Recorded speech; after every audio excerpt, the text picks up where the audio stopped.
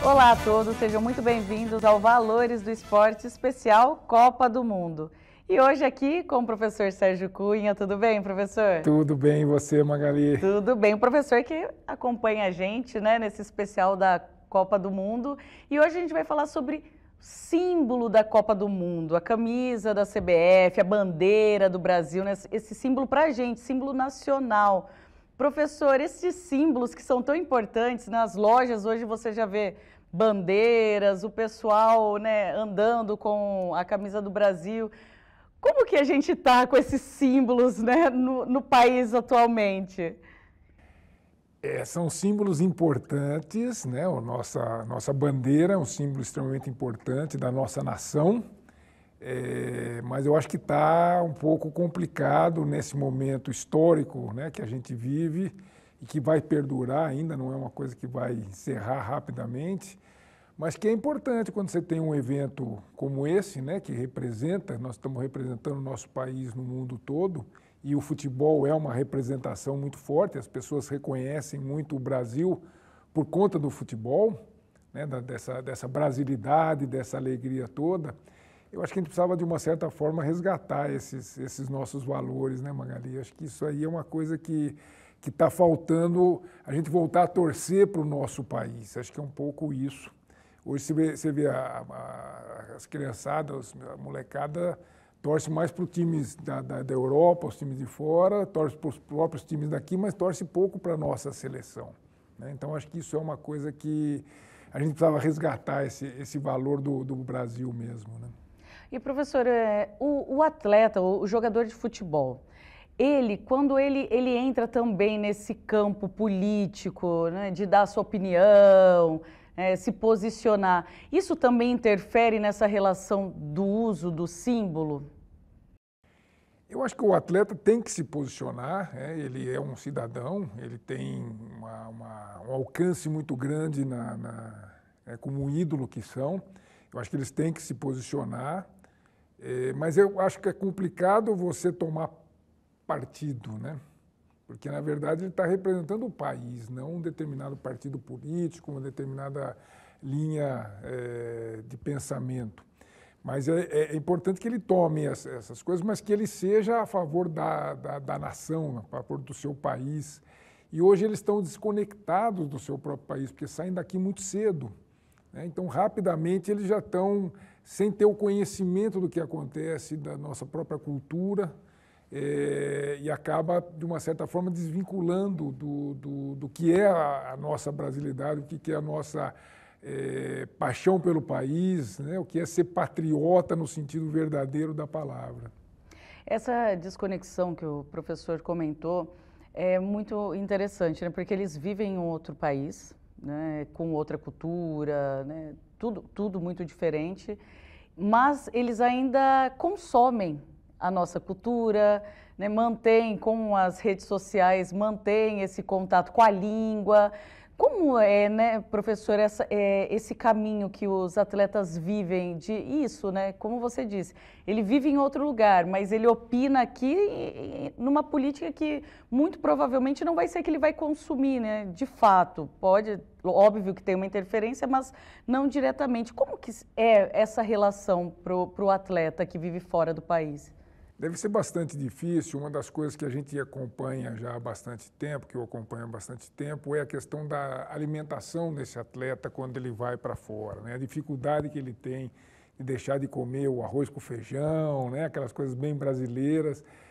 Muitas vezes ele tem que levar daqui para lá para ele poder se adaptar melhor. A questão da música também.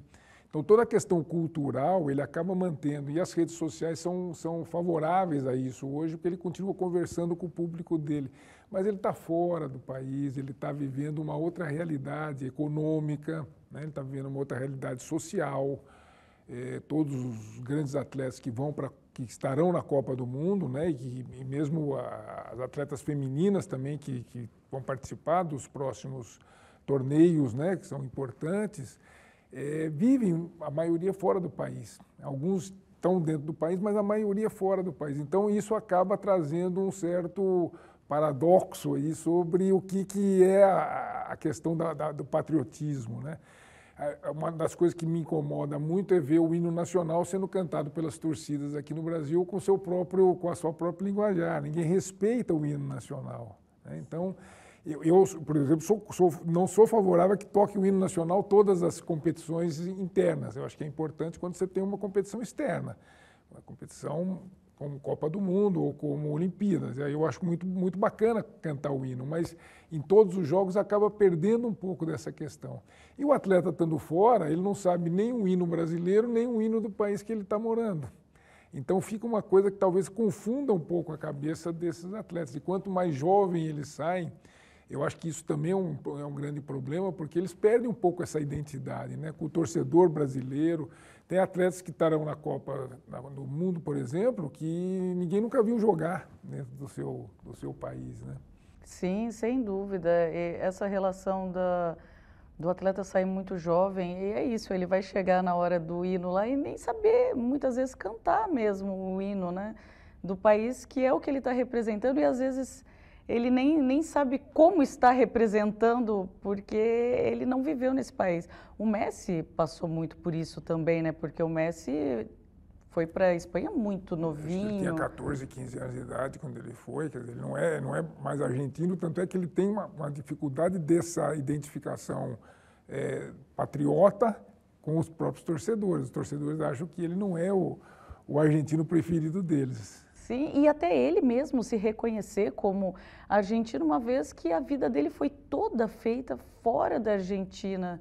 Então, realmente deve ser difícil para o atleta, para esse jogador, enfim, para a pessoa que sai muito jovem do seu país de origem, e essas representações, né, esses símbolos. Uma coisa que eu percebi é que a seleção brasileira vem usando a camisa azul, né? Será que isso a gente pode entender como para evitar qualquer problema, né, da torcida não abraçar a seleção, vamos aproveitar esse segundo uniforme? É bem interessante isso. Eu, particularmente, assim como a Laura, que nós vamos estar conversando hoje, eu gosto mais da camisa azul. Lembrando que a camisa amarela, que é a tradicional canarinho, ela surgiu depois da Copa de 1950 aqui no Brasil, né? Porque foi uma questão de deu azar a camisa que era a camisa branca, então não pode mais ter essa camisa, e passou a ter a amarela. E no primeiro título do Brasil, 1958, a final contra a Suécia jogou de amarelo.